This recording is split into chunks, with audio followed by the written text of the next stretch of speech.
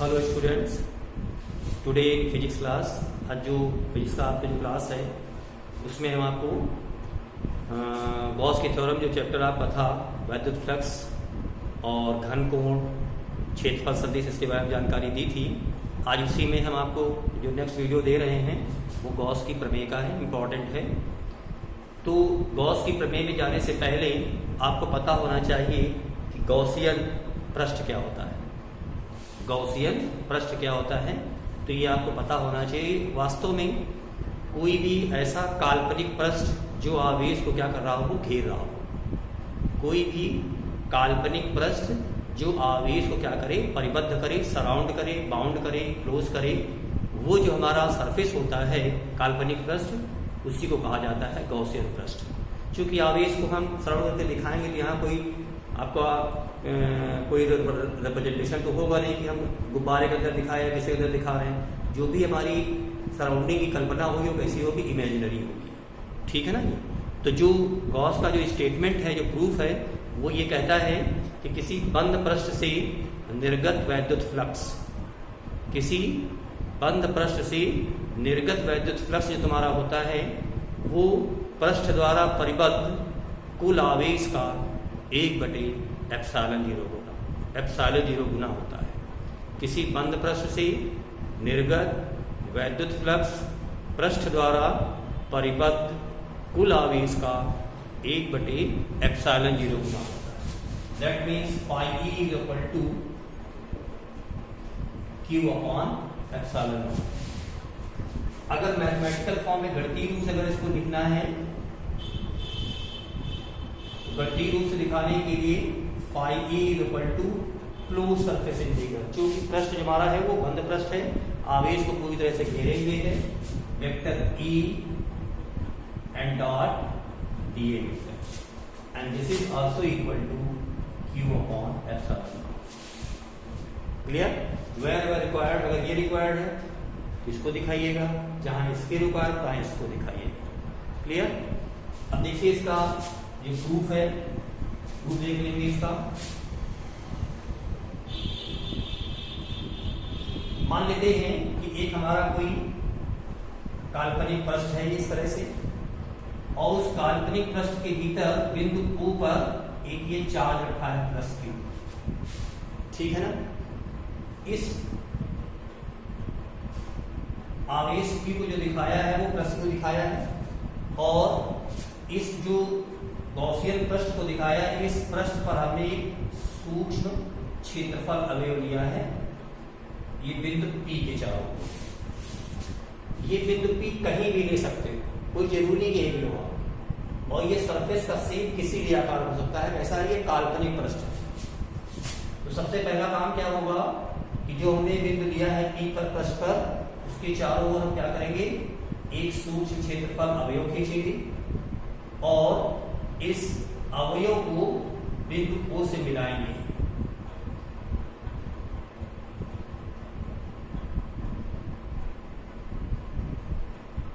इस तरह से, और इस बिंदु P की O से जो दूरी है वो मान लेते हैं कितनी है, R है।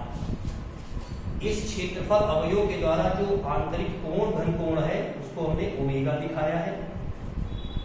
ठीक है ना। चूंकि ये धनावेश है तो धनावेश के कारण जो वैद्युत बल रेखाएं होंगी वो किधर तरफ होंगी, बाहर होंगी।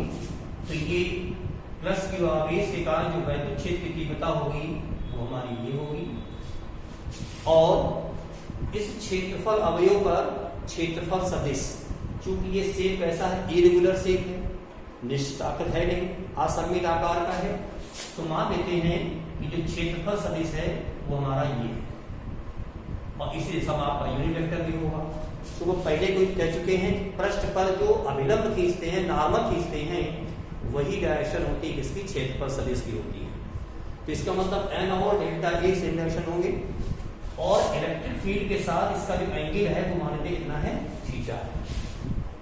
क्लियर? सबसे पहला काम क्या होगा कि इस क्षेत्रफल अवयव से कितना फ्लक्स निर्गत हो रहा है वो पहले फाइंड आउट करेंगे। क्षेत्रफल अवयव से निर्गत, क्षेत्रफल अवयव से निर्गत वैद्युत फ्लक्स।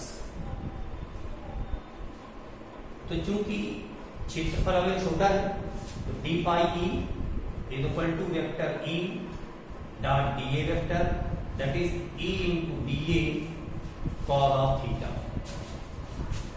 क्योंकि ई और डी ए की वैल्यू से यहां दिखाया है E into D A cos theta, that is D phi.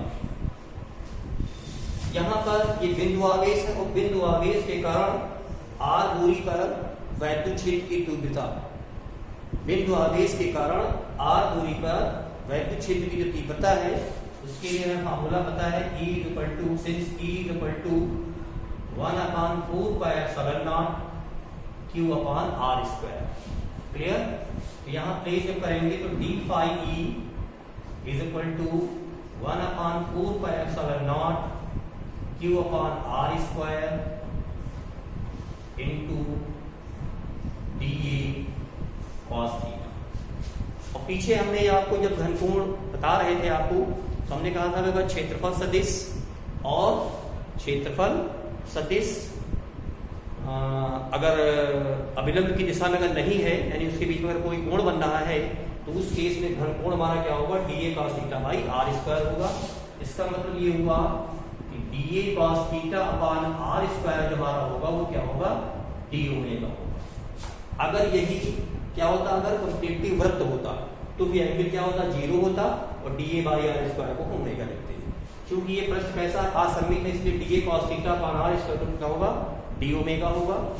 तो यहाँ पर आप देखेंगे D phi E is equal to 1/4 pi epsilon naught Q into that is D omega, because D A cos theta upon R square becomes D omega. अब क्या करना है आपको, इस संपूर्ण प्रश्न से निर्गत वैद्युत फ्लक्स निकालेंगे। संपूर्ण गॉसियन पृष्ठ से निर्गत वैद्युत फ्लक्स। तो संपूर्ण ये कैसा है, क्लोज सरफेस है हमारा है, तो यहां पर phi E is equal to और लगाएंगे close surface integral D phi E, that is close surface integral 1/4 pi epsilon naught Q into D omega.